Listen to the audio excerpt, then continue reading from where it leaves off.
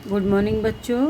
कक्षा 12 के सभी छात्र छात्राएं ध्यान दें।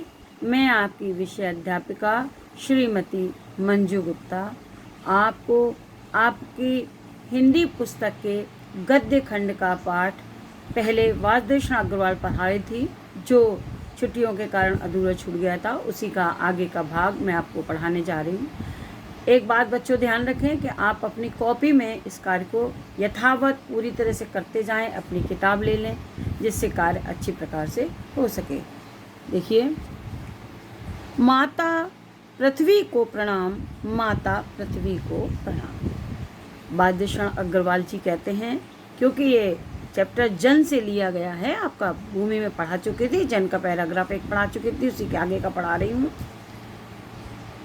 राष्ट्र का निर्माण राष्ट्र के 3 तत्वों से होता है, भूमि, जन और संस्कृति। भूमि में पढ़ा दिया था, जन को पढ़ा रही हूँ। माता पृथ्वी को प्रणाम, माता पृथ्वी को प्रणाम। यह प्रणाम भाव ही भूमि और जन का दृढ़ बंधन है। लेखक कहता है कि ये प्रणाम की भावना ही भूमि के प्रति जन का एक मजबूत बंधन तैयार करती है। ये अंडरलाइन भी है बेटा, इसकी आपको व्याख्या भी करनी है।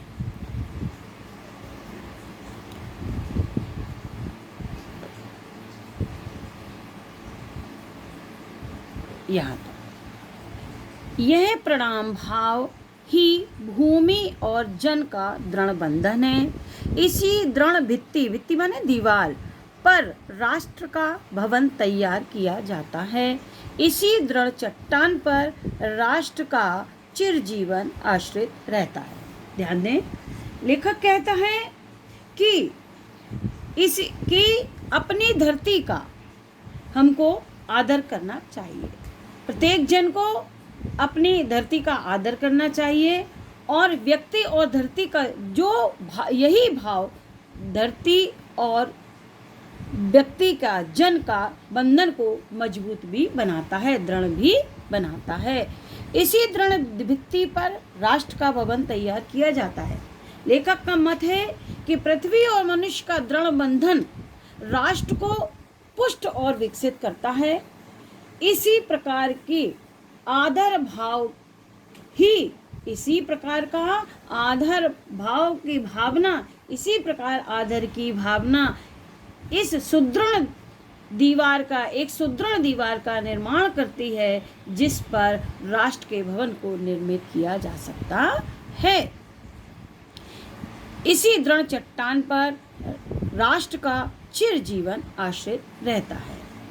लेखक कहता है कि इसी भावना पर, इसी यह भावना, इसी भावना पर राष्ट्र का निर्माण होता है।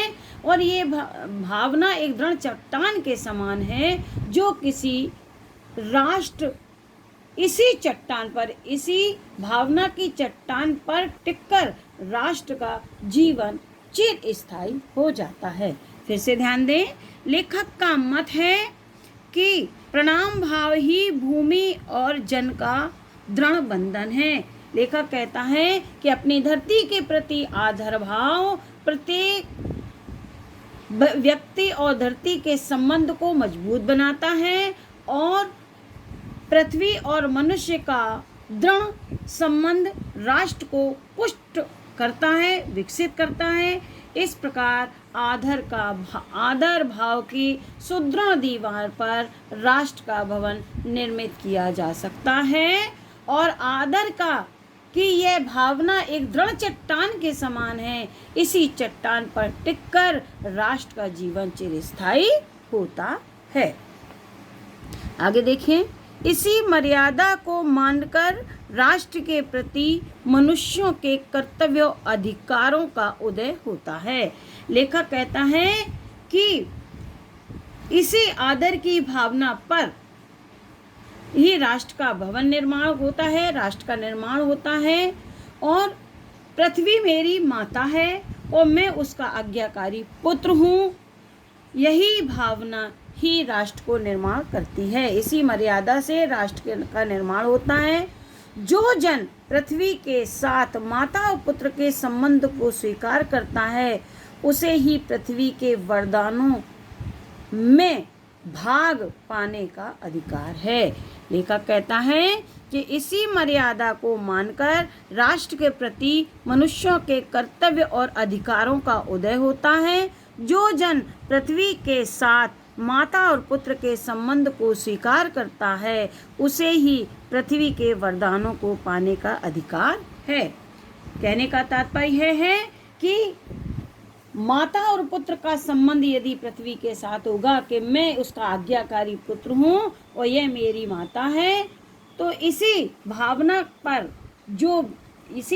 को के आधार पर ही धरती के अंदर की संपूर्ण सामग्री और संपत्ति पाने का उस व्यक्ति को अधिकार होता है। पृथ्वी के रत्नों पर वही मनुष्य अधिकार कर सकता है, उसी को प्राप्त होता है जो उसका आदर करता है, उसे माता के समान मानता है।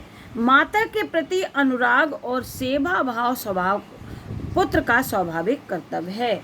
अपनी माता के प्रति प्रेम, अनुराग माने प्रेम, और सेवा भाव पुत्र का स्वाभाविक कर्तव्य है। ये एक स्वाभाविक कर्तव्य है कि वे अपनी माता के प्रति प्रेम करें और उससे अपने अधिकारों को पाने के लिए ये सेवा भाव ही पुत्र का स्वाभाविक कर्तव्य है। ये एक निष्कारण धर्म भी है, इसका कोई धर्म नहीं है। ये एक निष्कारण है कि माता के प्रति पुत्र का अनुराग और सेवा भाव पुत्र का स्वाभाविक कर्तव्य है। स्वार्थ के लिए पुत्र का माता के प्रति प्रेम पुत्र के अधःपतन को सूचित करता है। लेखक कहता है जो पुत्र अपनी माता से स्वार्थ के लिए प्रेम करता है उसकी संपत्ति पर दृष्टि बनाए रहता है स्वार्थ के वशीभूत, और माता के प्यार में भी स्वार्थ होता है, वह राष्ट्र का उत्थान नहीं कर सकता, वरन वह उसकी अवनति का, उसके पतन का कारण होता है। ऐसे स्वार्थी पुत्र राष्ट्र की उन्नति नहीं कर सकते। जो जन पृथ्वी के साथ अपना संबंध जोड़ना चाहता है, उसे अपने कर्तव्यों के प्रति पहले ध्यान देना चाहिए। लेखक कहता है जो जन मातृभूमि के साथ अपना संबंध स्थापित करना चाहता है, उसे अपने अधिकार से पहले अपने कर्तव्यों पर ध्यान देना होगा, तभी एक सफल राष्ट्र का निर्माण होगा, एक उन्नत राष्ट्र का निर्माण होगा। यही तक आपको पढ़ा रहे हैं। इसके कुछ प्रश्न हैं जिसको आपको करना है, जिसे आप ध्यान दें।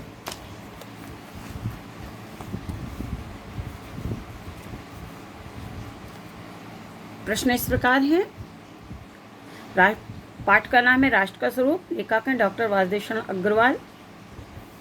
पहला प्रश्न है गद्यांश के पाठ और लेखक का नाम लिखिए, ऊपर लिखा हुआ है। दूसरा रेखांकित अंश की व्याख्या मैंने आपको समझा दी थी अच्छी प्रकार से, फिर भी एक बार सुन लीजिए कि लेखक कहता है कि यह प्रणाम भाव ही भूमि के प्रति जन का दृढ़ बंधन है।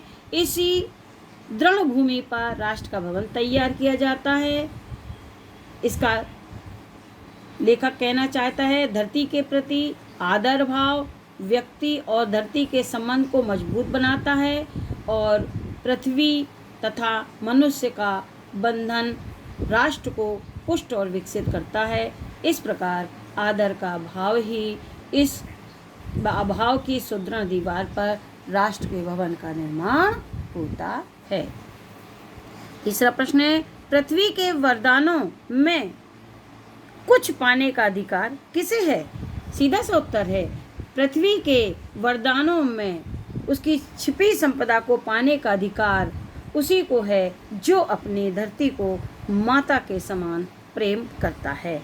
धरती माता तीसरा अगला प्रश्न है धरती माता के प्रत्येक सच्चे पुत्र का क्या कर्तव्य है? उत्तर है धरती माता के प्रत्येक सच्चे पुत्र का यह कर्तव्य है कि वह धरती माता से स्नेह करे, निस्वार्थ भाव से उसकी सेवा करे और उसका आशीर्वाद प्राप्त करे। किस प्रकार का प्रेम पुत्र के अधःपतन को सूचित करता है? सीधा सा उत्तर है स्वार्थ के वशीभूत पुत्र का प्रेम पुत्र के अधःपतन को सूचित करता है। बच्चों आगे कल पढ़ाएंगे। Okay, thank you.